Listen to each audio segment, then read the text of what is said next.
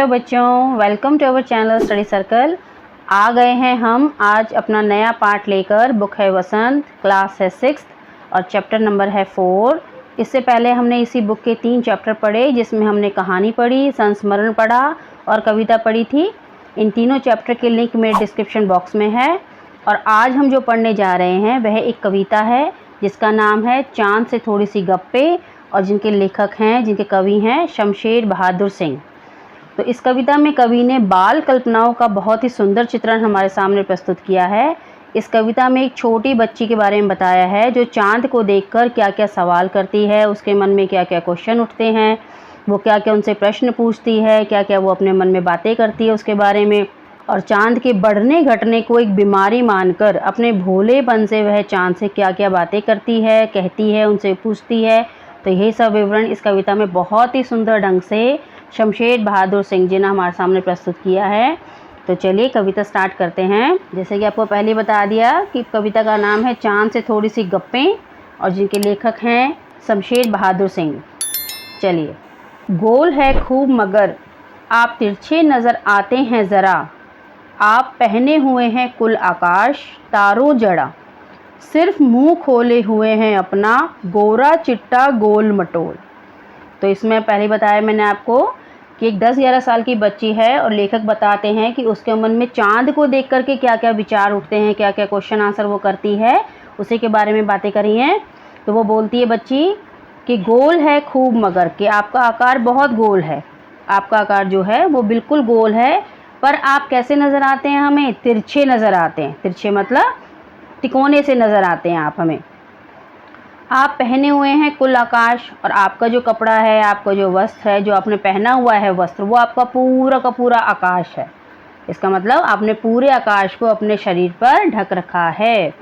और वो भी कैसा है, तारों जड़ा, जिसमें बहुत सारे अनगिनत तारे हैं और वो बहुत जगमगा रहे हैं, चमक रहे हैं।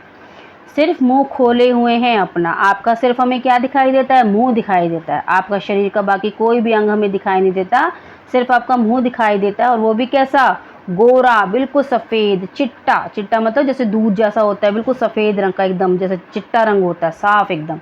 और गोल मटोल, और आपकी शेप कैसी है, आपका आकार कैसा है, बिल्कुल गोल मटोल है, एकदम गोल आकार है आपका। अपनी पोशाक को फैलाए हुए चारों सिमत आप कुछ तिरछे नज़र आते हैं, जाने कैसे।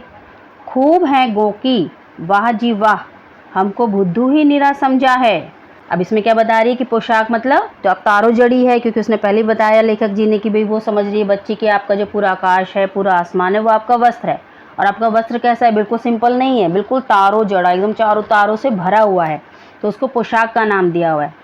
तो आपने पोशाक पहली फैली हुई है, और आपका वस्त्र क्या है, चारों दिशाओं में, सभी दिशाओं में आपका वस्त्र फैला हुआ है। आप कुछ हमें तिरछे नज़र आते हैं, वैसे तो आपका आकार गोल है, पर हम आपको देखते हैं तो आप हमें कुछ तिरछे तिकोने नज़र आते हैं। और हमें बड़ा आपने बेवकूफ़ समझा है, बच्ची कहती है आगे कि हमें आप बेवकूफ़ समझते हैं, हमको बुद्धू ही निरा समझा है, हम समझते ही नहीं जैसे कि आपको बीमारी है। और आगे बोलती है बच्ची कि क्या हमें आपने बेवकूफ़ समझा हुआ है, हमें नहीं पता आपको एक बीमारी है। कैसी बीमारी, आप घटते हैं तो घटते ही चले जाते हैं, और बढ़ते हैं तो बस यानी कि बढ़ते ही चले जाते हैं, दम नहीं लेते हैं जब तक बिल्कुल ही गोल ना हो जाएं।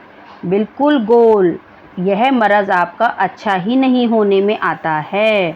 तो यहाँ पे बच्ची क्या कहती है कि आपने हमको क्या बुद्धू समझा हुआ है, कि हम बुद्धू हैं, हमें कुछ समझ में नहीं आता। दरअसल में सच्चाई बताएं तो आपको बीमारी है। क्यों, कैसी बीमारी है कि भाई आप घटते हैं तो घटते ही चले जाते हैं, बिल्कुल पतले होते जाते हैं, जब तक घटते जब तक बिल्कुल पतले नहीं हो जाते। और अगर आपका बढ़ने पे आया शरीर, आप बढ़ने पे आते हैं तो ऐसे होते जाते हैं, बढ़ते बढ़ते बढ़ते कि बिल्कुल आप गोल नहीं हो जाते, जब तक आप दम नहीं लेते। दम मतलब सांस नहीं लेते आप, आपको तसल्ली नहीं होती कि जब तक आप बिल्कुल गोल नहीं हो जाते। तो हमें पता है कि आपको ये बीमारी है, घटते हैं तो घटते चले जाते हैं, बढ़ते हैं तो बढ़ते ही चले जाते हैं।